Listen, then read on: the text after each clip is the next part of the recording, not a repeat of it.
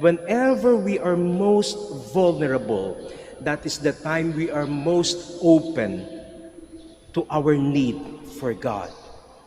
Di ba nararamdaman natin kapag tayo ay walang-wala, kapag tayo ay hirap na hirap, kapag tayo ay problemado, that is the time that we feel most our need for God.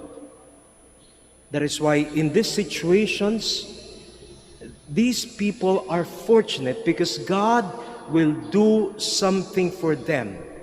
Simply put, our gospel reminds us that whenever we feel down, whenever we feel at a loss, whenever we feel alone, that is the time when we will feel most especially the need for God.